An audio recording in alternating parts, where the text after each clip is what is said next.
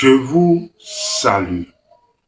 Je vous apporte les salutations de que les bénédictions soient. Ici, Abish Adibouye, pour vous présenter les enfants perdus. Oui, dans la présente communication, nous parlerons des enfants perdus. Que faut-il comprendre quand nous disons les enfants perdus? En réalité, que vous soyez jeune, adolescent ou même enfant parlant physiquement, ou que vous soyez adulte ou vieux, vous pouvez être perdu. Donc, quand nous abordons les enfants perdus, nous nous adressons à tout le monde, quelle qu'en soit physiquement votre catégorie d'âge. Vous me direz certainement, mais est-ce que un enfant, un bébé, physiquement parlant, comprend ce que nous disons? Et je vais vous poser une autre question. Quand vous avez votre enfant, votre bébé, votre nouveau-né, et quand vous dites des chansons auprès de votre enfant, auprès de votre nouveau-né, est-ce que votre bébé comprend un sens aux chansons que vous dites? Mais sinon, pourquoi alors il vous observe et sourit des fois? De toute façon, abonnez-vous si c'est votre première fois sur notre chaîne YouTube. Likez et surtout commentez. Les enfants perdus. Quand nous parlons donc d'enfants, nous nous adressons à cette partie de vous, de nous, de chacun de nous, qui nous préserve de tout jugement. À cette partie de notre propre conscience qui nous donne satisfaction que nous avons bien fait. À cette partie de notre conscience qui nous rappelle notre calme intérieur. Mais à cette voix, à cette petite voix de nous-mêmes à l'intérieur qui nous indique que nous sommes sur la bonne voie, que nous sommes sur la bonne trajectoire. Ainsi défini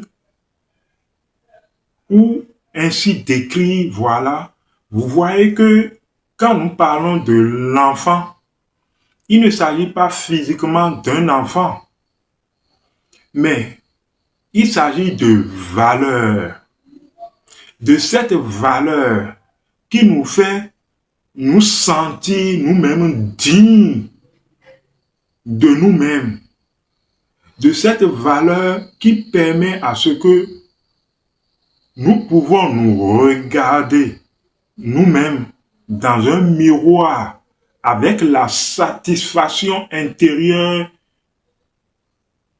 que nous sommes ce que nous sommes et que nous avons fait ce que nous devons faire.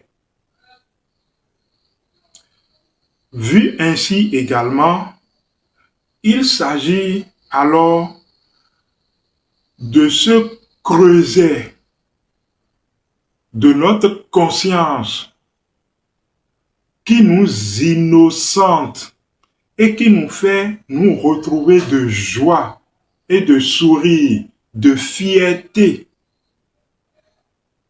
que nous sommes bénis et que nous sommes alignés. Vous voyez, nous sommes alignés dans l'équilibre, dans l'harmonie et dans l'amour de la nature. Que nous sommes dans la bonne grâce de nous-mêmes et de la nature.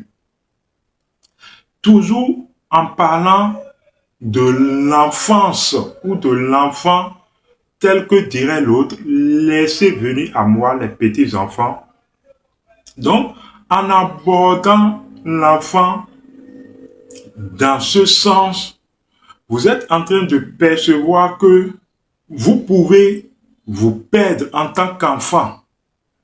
Vous pouvez vous perdre parce que est-ce que vous vous retrouvez toujours dans ce schéma d'innocence, d'absence de jugement de vous-même? Est-ce que vous vous retrouvez toujours dans cette satisfaction de faire selon l'ordre et l'équilibre naturel, selon les valeurs mêmes de votre culture? C'est justement ça. Mais qu'est-ce qui au fond également, ou qu'est-ce qui au fond peut faire perdre l'enfant, peut nous faire perdre notre innocence? Parce que jusque-là, vous aurez compris que quand nous parlons de l'enfant intérieur, nous parlons de notre innocence. Qu'est-ce qui, au fond, peut nous faire perdre notre innocence? En réalité, l'enfant joue un jeu. Vous savez, les enfants aiment jouer. Les enfants aiment s'amuser. Donc, aiment jouer. Le fait de jouer est un jeu. On appelle également s'illusionner. Ça veut dire que quoi? L'enfant aime créer ou se jouer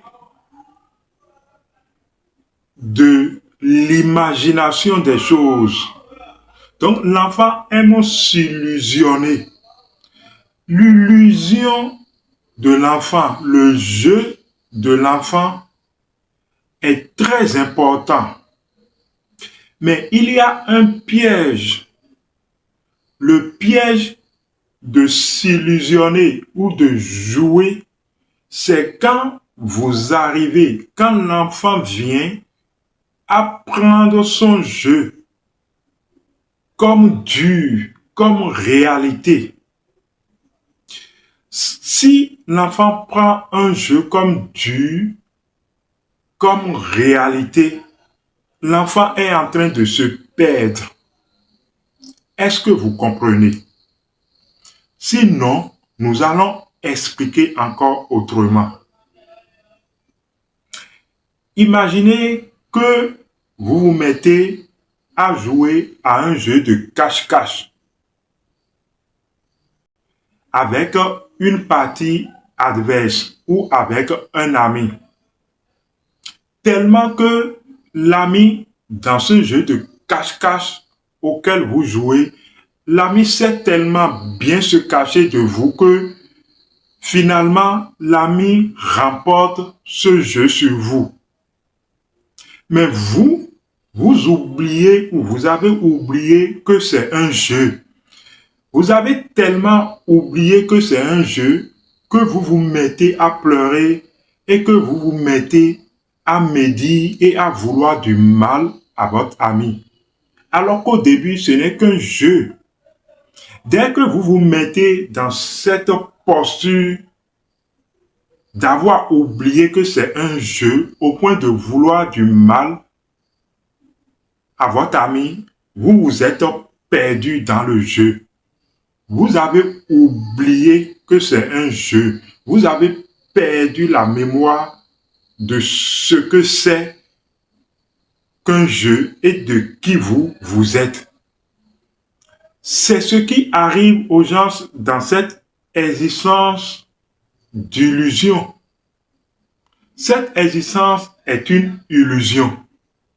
Les gens alors, dans l'existence, arrivent à se confondre à des jeux. C'est ces jeux auxquels les gens souvent se confondent, qui créent leur pète. Au nombre de ces jeux, nous avons ce premier jeu ou ce premier joueur qui joue le plus avec nous, c'est le mental au niveau des pensées. Le mental, ou si vous voulez, le corps mental est un joueur par excellence. Le corps mental aime jouer au cache-cache et à l'échec avec les pensées, avec nous. Mais si vous vous prenez au piège de ce jeu et vous prenez le mental au sérieux dans son jeu de cache-cache ou d'échec, vous êtes un enfant perdu.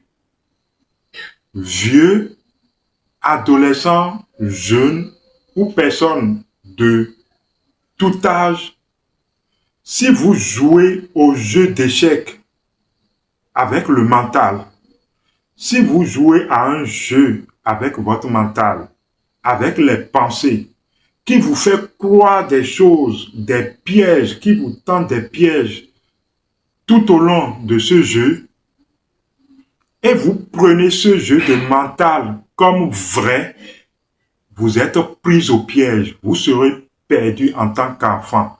Parce que la perte, c'est que vous allez vous mettre à vous juger. Vous allez commencer par vous juger. Et si, est-ce que c'est vrai? Et alors, vous allez perdre votre innocence. Nous parlons tout le temps de l'innocence. Nous l'avons expliqué, nous l'avons décrit, nous avons sorti des symboles pour vous faire toucher du doigt, pour que votre conscience puisse repositionner les choses.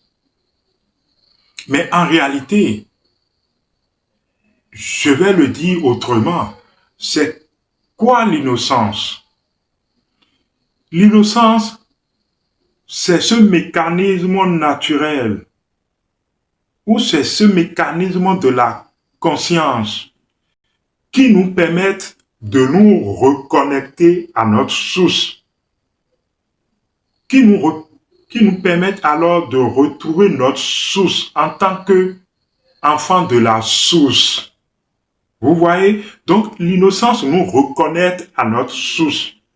Dès que vous perdez l'élan ou la connexion à votre propre source, vous êtes perdu en tant qu'enfant. Donc, qui parle d'innocence, parle également de la connexion. Quand vous n'êtes pas connecté, vous n'êtes pas dans l'innocence. Parce qu'un enfant est connecté au sein de sa mère. Un enfant est connecté au sein de sa famille. Un enfant est connecté à la source traditionnelle de sa famille. Vous voyez, autant de liens et de figures de connexion qui ramènent à une seule chose, l'innocence. Êtes-vous innocent? Mais ce n'est pas que le mental qui joue au jeu d'échecs avec nous. Il y a également les émotions qui jouent avec nous. Mais êtes-vous un bon joueur? Êtes-vous un bon joueur pour jouer aux échecs avec le mental? Pour jouer au jeu de cache-cache avec les émotions? Ou alors pour jouer au jeu de dissimulation avec le serpent? L'énergie serpentine, telle que le serpent se dissimule. Pouvez-vous jouer? Êtes-vous prêt vraiment à jouer avec la vie dans son jeu d'illusion? Nous allons nous en arrêter là pour un prochain numéro certainement.